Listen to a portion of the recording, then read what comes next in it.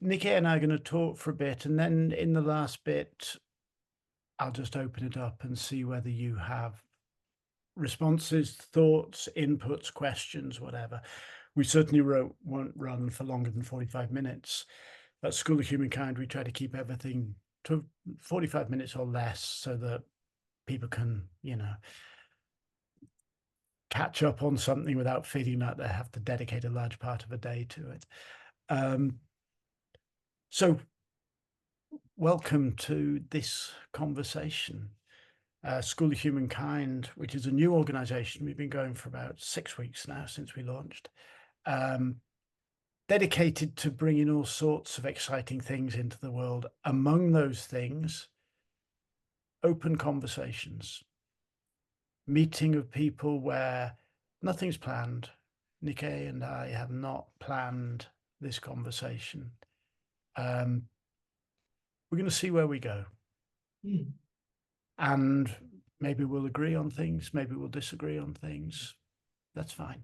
This is where conversations go, and we can have good conversations respectfully,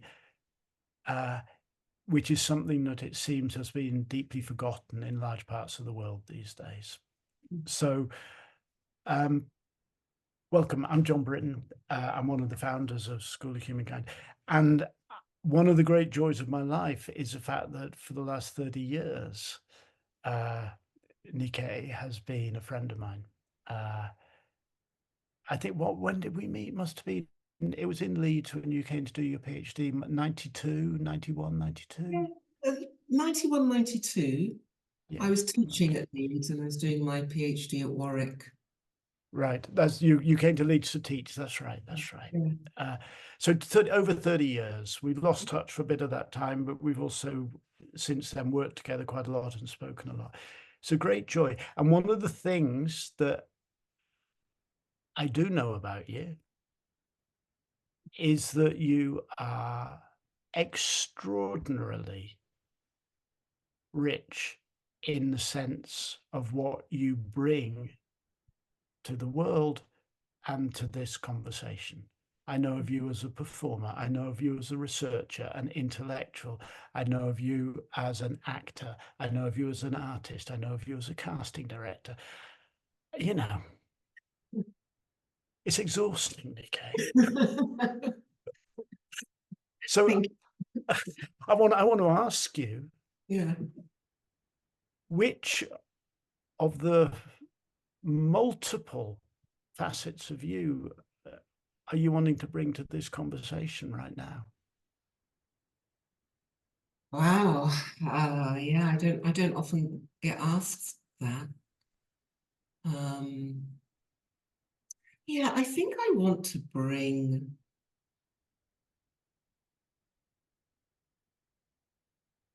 the me that is not labeled in any of those spaces that you mentioned. The me that is recovering from, the me that is finding renewal in. So the being within that is sort of recuperating and renewing as she looks out at the various landscapes that you've mentioned, spaces that you've mentioned. Yeah. The me that cannot be labeled. Yes. Which is wonderful, difficult, of course, because we like labels, but the you that you're talking from, which I'm going to interpret, please tell me if this is a misinterpretation, but I'm going to interpret as a very present experienced me, experience as in experiencing me, the me who is experiencing your life right now, not the role of casting director or whatever, but the you who is getting up in the morning and looking out at her world and going, what do I, what is the nature, the texture, the taste of my life right now? Yes. And how do I want that to change, or how do I want that to be maintained, or whatever? So that experiencing you at present you, where is she? What is she tasting? What is the texture of things now? Not something I normally talk about, really, but I think as an artist, I have been feeling somewhat depleted, tired, weary, even as life on the horizon artistically is burgeoning, is full. So, and that's the other side of life that we don't talk about when we're always public facing, are the things that might be emptying us, even as we are reaching for this art or that moment. And so the me that is in the world right now is actually on an upward swing from a period of deep,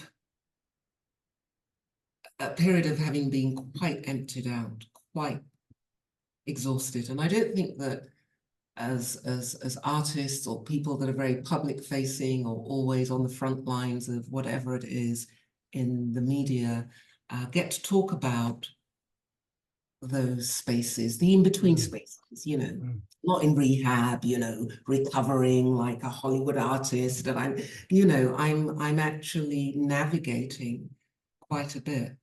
And that's the me that's looking out in the world at the moment. Yeah. What are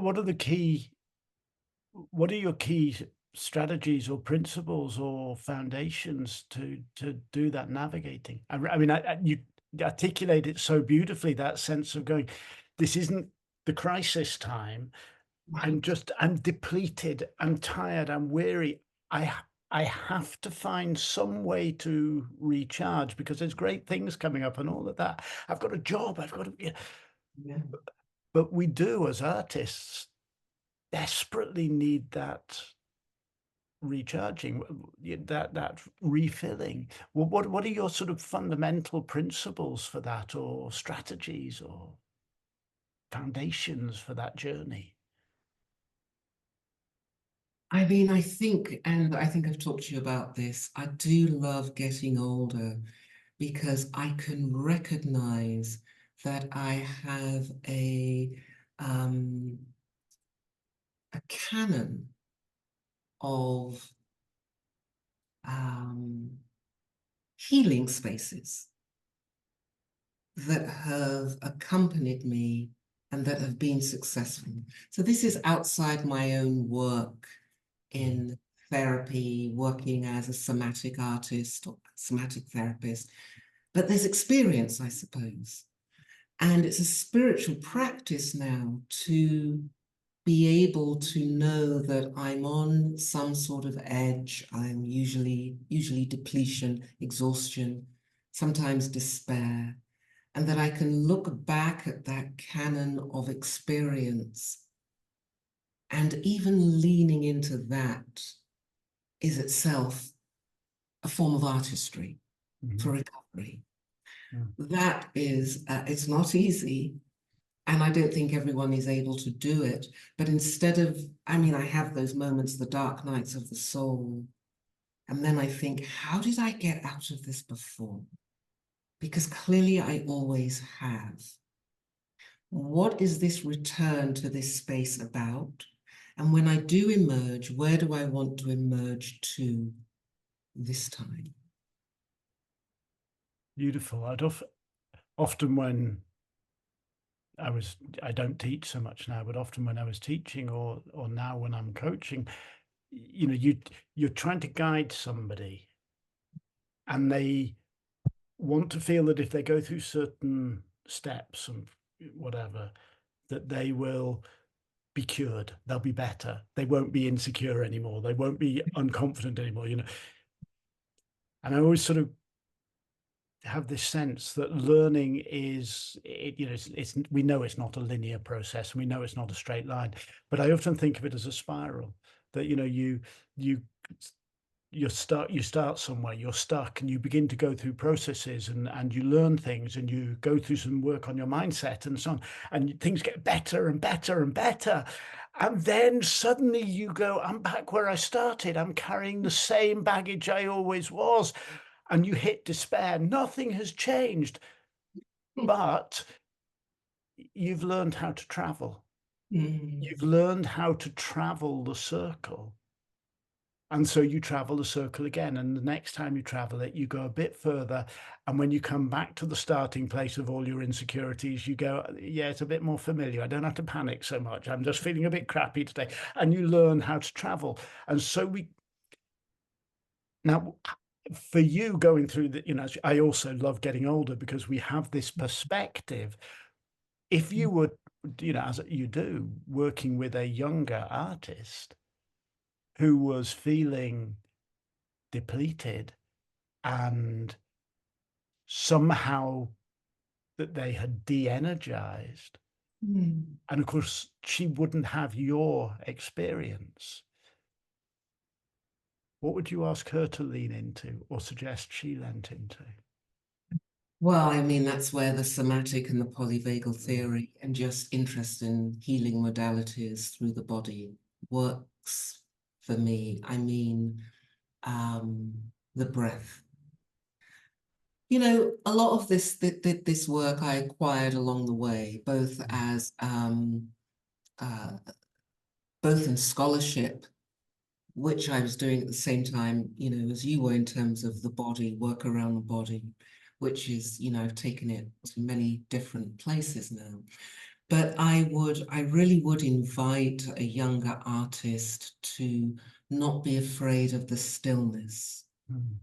And I really would invite them to experience as gently as possible all the mental and emotional stresses that they have a name for.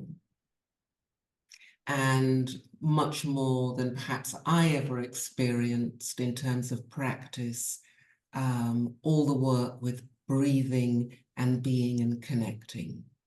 Because I think that so much of what we experience in breakdown as artists, perhaps as humans, is leaving the body and going to the head, going to rationale for explanation. And I think when when I go back to roots, when I go back to tribal identity, tribal self, when I go back to Africa, not as a phrase, but for real, well, it might just be my mum down the road, which is literally, part of Africa. But when I go back to the body, ultimately, then there is a return. It is gentle. There is a knowing beyond rationale. And all I'm ever looking for is a moment of relief, which is the cure that all medicine is looking for. A moment of, and in that, I can run in and offer more. We can quickly move in and say, great, now let's take a bigger ah. Now let's just actually fall asleep. Now drop the weapons. Now drop the shoulders. And there's more space. So I'm looking for those, not aha, but those ahs. And that's what I do with the younger form in the body. Brilliant watching you just explain, that process, which I really recognize. We come from a shared sort of background in terms of understanding of performance and so on. But watching you explain that, you go, we're not looking for the aha, we're looking for the ah. And the aha, there is a tension gone into the bodies, there is an achieving of something, there's a movement up. The is the letting go. It is the return, as you know, this is one of my obsessions or obsessive interests. It's the return to the presence. It's a moment where you go, I just put it all down. Relax the body, let the tensions go, stop the thinking. In this, sorry, go on. Surrender. Surrender's a great word. It's a really great word. And it's really interesting that it's a dirty word in macho Western culture. Whereas I think it's a word of profound wisdom. Macho Western or patriarchal Western culture is not necessarily based on any profound wisdom. But that's another thing. In your renewal now, as you feel yourself depleted, how comfortable are you to just drop the shoulders and go, nah, I'm not doing anything for a while. I know there's exciting jobs to do. I know there's stuff to do, but nah, not doing it. I'm going to look out the window for now. Does this work for you, or does that then anxiety and, oh my God, but what if I don't achieve this and whatever? Well, it's interesting because I didn't realize I was there, which is the obsessive, almost pathological nature of the human organism. I didn't know I was depleted. I kept going until I hit a sort of crisis point. And then I had to stop because I physically couldn't do anything. But I kept reaching. I kept grasping because the machine was on, presence was gone. And then I thought, oh, I have to let everything go because I literally cannot function. I cannot animate. The being will no longer animate. And then I thought all I could do was say no to everything and everyone. And this wasn't too long ago. And that's when I caught the compulsive self saying, you've got to get up, you've got to do this, you've got to do that, you've got to do the other. So it was a struggle to actually let go because the machine was so tightly wound. And it was tightly wound with a to-do list. It was tightly wound with a sense of needing to keep going. And blessedly, my she, I call my body my she, had reached a point of disanimation. Like, there is nothing more that can happen. But it wasn't easy at first because there's a very long to-do list and expectations from the world saying, you know, you've got deadlines. And eventually I had to.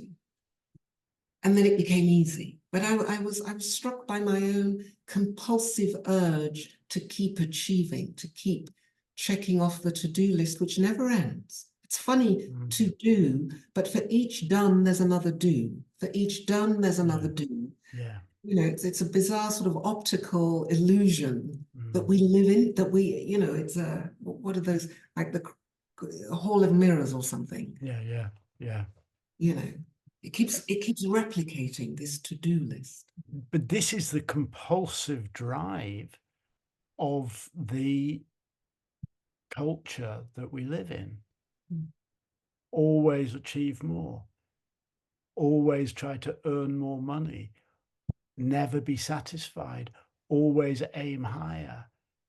You know, always try to defeat each blockage and overcome every obstacle.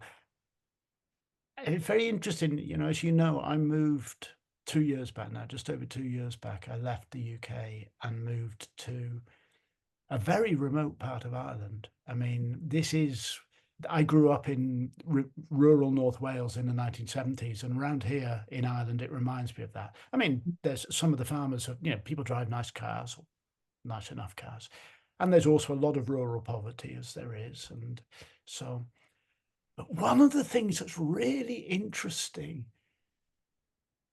is there is a refusal to do away with human interaction for the sake of efficiency. As in, you know, when I walk out my house and I walk through the sort of the dregs of a village, it's only 6 houses.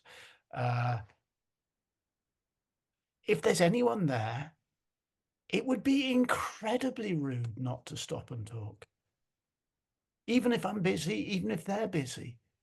You know, the farmer next door, he's trying to deal with his cows. They'll wait. He'll talk. for a minute, 5 minutes, 10 minutes. You see people talk, two cars stopped in the road talking for 20 minutes.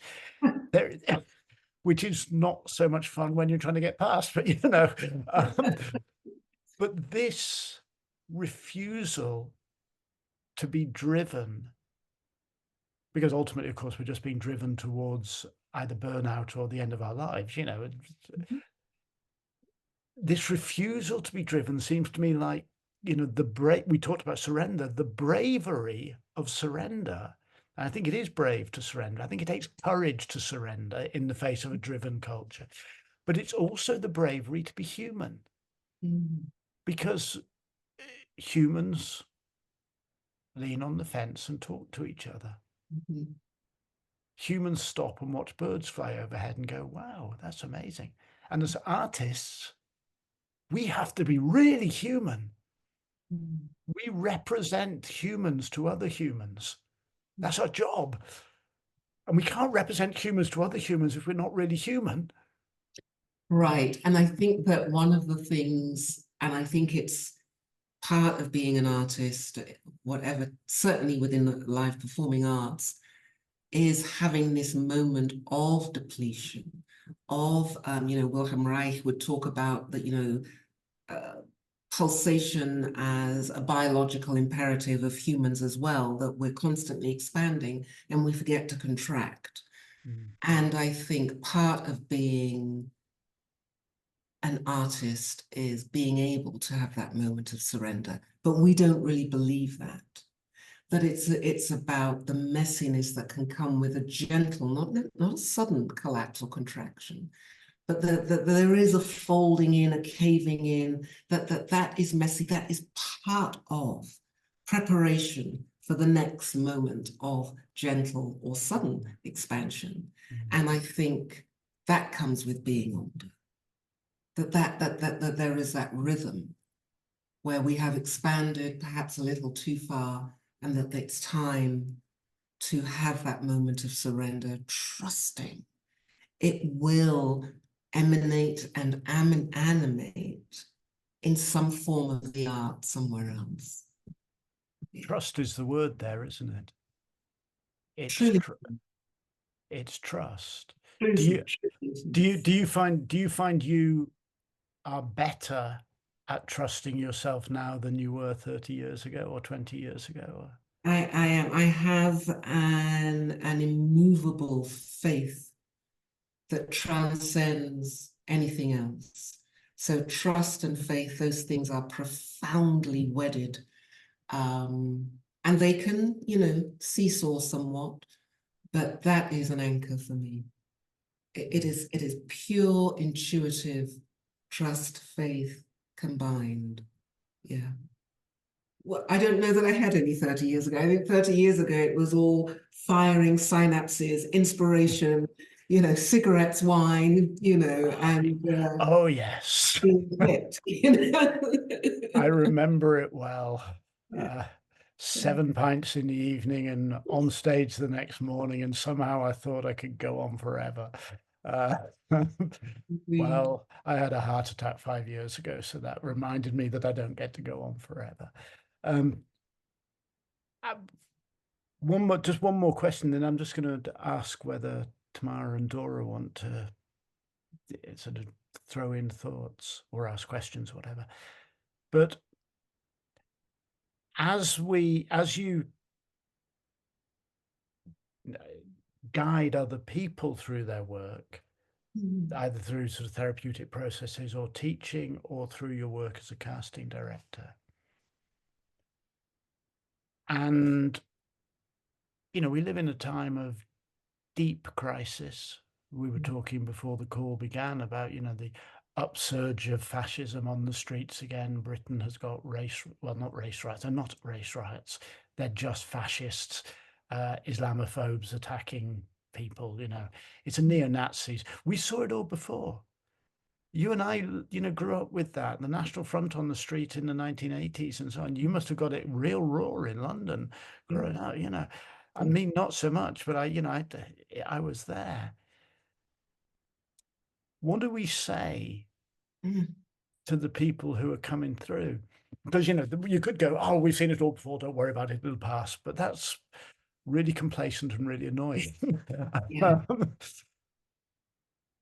But we have to say something, Mm. because otherwise, as people either in the political world or in their personal world encounter despair, how do you give them hope without invalidating the fact that they're having unique experiences?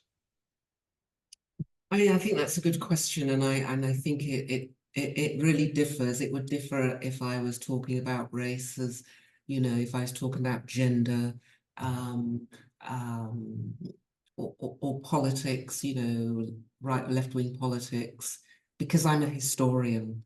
But always I would say, let's look at this emanation, the 19th century. Let's look at where it's coming from structurally, historically, how it's showing up again, not resolved here, perpetuated there, and what are the ways in which we challenge that. Let's look at the places where there were victories, what did happen in South Africa, you know, with Mandela, what was re-perpetuated. I mean, we've got, I mean, so much of my work is about, you know, when I was doing my research, revisioning, reviewing, and how can we represent so that there is always a countering of, not at the expense of the self, but in tandem with the struggle, yeah. But I always think we've got to look back and know in order to help the momentum forward. It's true in the personal realm as much as in the external political realm. Yes, I think so, yeah. You use the word struggle, and of course, you mentioned Mandela, and then you use the word struggle, and of course, the link is made. You know, the struggle is such a positive word in that context. The struggle for justice, the struggle for freedom, and yet also struggle is so difficult and so painful. Yes. And those two words, it seems to me, have to come into a relationship: struggle and surrender. When to struggle, when to surrender, and both take courage. It takes courage to struggle against your own demons. It takes courage to struggle against the demons who are, you know, out in the world, but also the wisdom to know when to put things down, when to surrender, when to just stop and say, no point fighting this battle, externally or internally. And I think it's critical to add that, you know, community is part of this. I know we're speaking as individuals and as artists and what we do. And I think, as you and I know, in terms of various movements within Europe, Western Europe, Eastern Europe, that the movement of communities has been important in your work, our work. We talk about ensemble work is critical. So I say that for the record, so that we're not thinking in terms of individualists or individualism. The movement, the struggle, the movement has been the struggle movements have been about communities doing it together, coming together. Well, you know, absolutely. And I would also just guess that when you are personally, as an artist, or, you know, in any other area of your life, hitting that personal depletion, that knowledge that you are held in community, even if you choose to separate yourself off from the community for a while because you don't want to talk to anyone, but that knowledge that you are held in community, that there are people there who, when you are ready to talk, will go, hey, I'm ready to talk. That sense of ourselves in a web of interconnection is a lifesaver. It truly is, and you know that because I came to talk to you, you know, and you know, yeah, very important. As you have been there for me when I've hit, you know, the darkest periods of my life. You know what they were. Right. I couldn't reach out to many people, but knowing that there was a very limited number of people who I could reach out to was a lifesaver, literally a lifesaver. Mm. So always this sense of knowing when to put things down, knowing when to struggle, and knowing that we're not alone. And it seems to me this, or we don't, we don't need to be alone, that these things apply to our work as artists, to our maintaining of our inner strength, health, mental health, whatever. And they apply to how we turn up in the world to try to make things a little bit better than sometimes they seem to be right now. I don't know, Tamara, Dora, I don't know whether you have thoughts or reflections or inputs or questions or anything you'd like to put to NEE-kay. I suppose this is Dora. I suppose I could start with a reflection. Thank you for letting us witness this conversation, first of all. I think the reflection is the words surrender and messiness, NEE-kay said, and struggle. I think that I think they're really important words for me personally to accept as part of the world and my world right now. So I'm just gonna do some thinking about that, I think. They're hard words, aren't they? Yeah, because there's not an end. There's no way I can say, you know what, I'm gonna surrender for this hour. And then, and I think I'll be done with that by 5:20. Oh, very good, very good. And certainly messiness is not something you can't clean, like you can't, it's messy. So yeah. So it's interesting.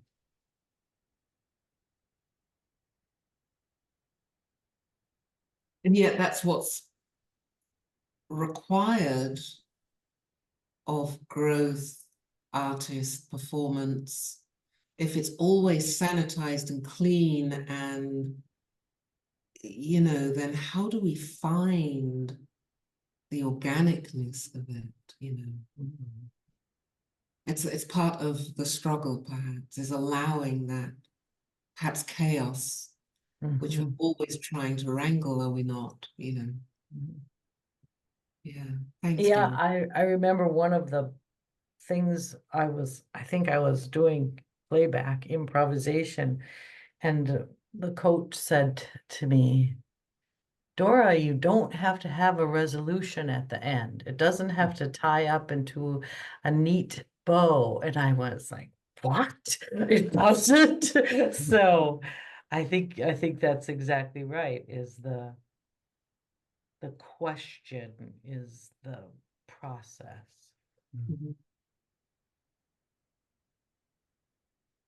And life is in every aspect chaos. Life is an improvisation. I mean, I wasn't given a script this morning telling me what I was going to say all day. It's an ongoing improvisation, and the skills of improvisation, you don't have to have a resolution. You learn to embrace and love the chaos. There is a surrender in there. It is a giving up of control.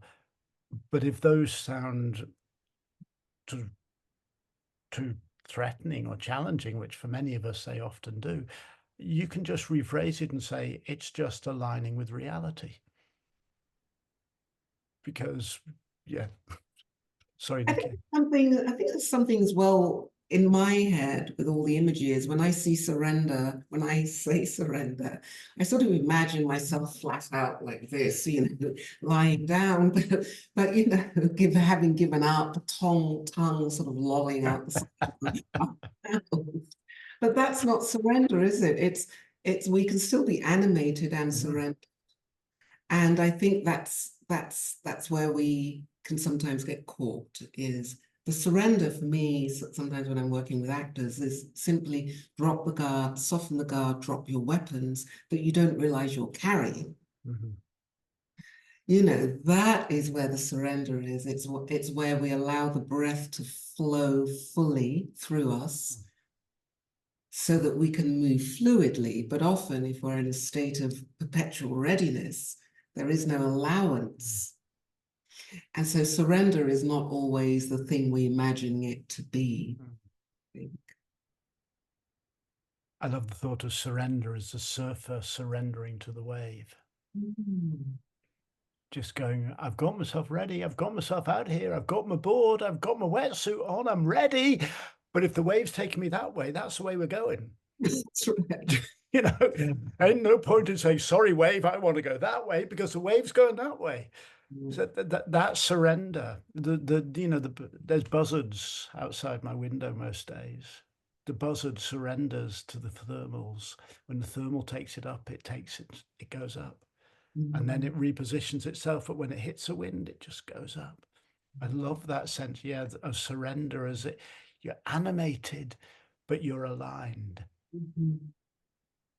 I was actually just thinking exactly the same thing. This is Tamara here. Hey. Hi. Hey. That there are so many examples all around us of nature showing us surrender paired with being fluid. And the examples are just everywhere with the birds and well, and even in non-nature things, even airplanes can't fight the wind currents once they're launched in the air. There's a surrender of fluidity. It's how the world operates. And I know for me, I have to move away as well from that duality of surrender being flat out on my back when it's not. It's the surrender paired with fluidity, and that it's moment to moment, it's issue to issue. My life is very much chaotic right now and a little despondent, and my backyard is filled with weeds, but I did manage to grow my tomato plants this summer. And when I look out in the yard, I see these beautiful giant red tomatoes shining through the weeds that I can't seem to get to. And I go out every morning, and in the afternoon I have tomatoes and mozzarella and fresh basil. Oh, fantastic. And the weeds are everywhere. I can't do anything about them. I'm physically unable to care for some things right now, but I'm surrendering to the weeds and going right through them and grabbing my tomatoes, and life is delicious. And so I like that idea. I like the idea of rethinking those words, especially those negative ones that in our culture have brought darkness or negativity, and finding new things to pair them with, to change them to constructive, health building things. So this has all been beautifully fascinating and very instructive. My question is, I would just love to know more about what this project is. Is the teaching happening through the interviews of the teachers? Will there be classes? Are you just going to set up a lot of conversations like this that we can drop in on? What's the goal? John, I'll leave you. Yeah, share a bit more about School of Humankind, which originally was Kaizen. And then, yeah, I'll leave you to explain, John. Okay, so thank you. I just want to, before I do, I just want to comment on your backyard full of weeds, because I've got a garden. I've got an acre of land here, which is just knee deep in grass and weeds and brambles. And you know what? I look out and there's birds loving it, and insects loving it, and bees and butterflies loving it. And I go, I'm not sure I've got a right to clear it, because it's someone else's home. So what feels to me like you know, oh God, I should do this. I go, well, actually, in not doing it, I'm enabling something else. I'm making life much better for the birds, bees, insects, and butterflies around here. So even in the act of surrender, we might be empowering another part of our ecosystem or another part of ourself. There's always that sense that our first sense of what we should be doing might not necessarily be the only sense of what we should be doing. Anyway, School of Humankind, yes, there's currently 13 people on faculty, and that will go up to about 25 over the next 6 months, 20 to 25. All of us have things that you can, you know, get from us, our work, courses or coaching work or whatever. So you go to the website and you go, oh, I was really interested in that person, and you click on that person and go, oh, he's offering this or she's offering that, and so on. We're not quite up to speed with it yet, but increasingly we will also be offering School of Humankind courses where maybe a faculty member or maybe a couple of faculty members will come together to run a particular course, and that will be, you know, run by the School of Humankind. And then there are these community events, 2 a week, all free. And some of them are workshops, some of them are practical sessions. There was a lovely art session from somebody a few weeks ago, meditations. We got engineers on board, we got finance people on board, we got a whole range of stuff. So free sessions, which are workshops, conversations, practical sessions. We're going to be running what we call the Ideas Jar, where each month 5 or 6 faculty members will just all talk on a common topic, coming from different perspectives. So there'll be an actor talking about it, an engineer talking about it, a chemist talking about it. All this thing about trying to encourage people to think outside the box of their own echo chamber. I want actors to be coming in and meeting and talking to engineers. I want engineers to be coming in and listening to finance people to be listening to marketers. You know, people, you know, I'm not a business person. I run my own small, you know, education coaching thing, but I'm not a business person. I want to be talking to people who run multiple successful 7-figure businesses, because this is how we learn. So the community is intended to be a place where I really want people to go, I've got a spare 45 minutes. I fancy an intelligent conversation. Let's go into the library of the School of Humankind and risk something, pick something up, give it a go. And then, oh, go ahead. no, sorry. And then we pay for that. And, you know, we supplement that with specific courses focused on specific, you know, topics and things. Go ahead, Tamara. Lovely. So I just somehow landed up on a list with a link. I don't know how I got on it or was included. But how do I share what this is with other people in my circle? Or is it an invitation only? No, I want as many people as possible to connect with us, and you just send the website, right? Yeah, just absolutely. Have you got it there? School of Human. Yes, so schoolofhumankind.com.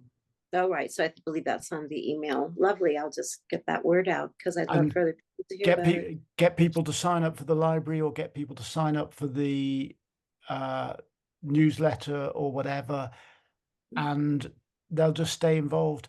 And really, we're very young, you know, we're 5 weeks old. I want us to become a community of people who actually choose to have sometimes funny, sometimes weird, sometimes deep conversations and connections, and where we really actually learn from each other. Not just, I'm going to sell you a course, but we really, in my head, an old style university before universities became businesses, where people went to learn and live, have experiences. That's what I really want us to become. Lovely. Thank you. Thank you so much. And just Tamara and Dora, thank you so much for coming. I'm not offering anything yet through the School of Humankind, although there may be in-person and or some Zoom offerings sometime in the fall. But I will be having conversations here every now and then. And I'm looking forward to them immensely. Thank you so much. Is there anything, anything you would like to wrap up with? Because you've taken us on such a beautiful, as always, such a rich and intelligent journey. Is there anything that you want to just pick out from that? You don't have to, of course, but anything you want to pick out from that as just a sort of a final reflection? Yeah, I think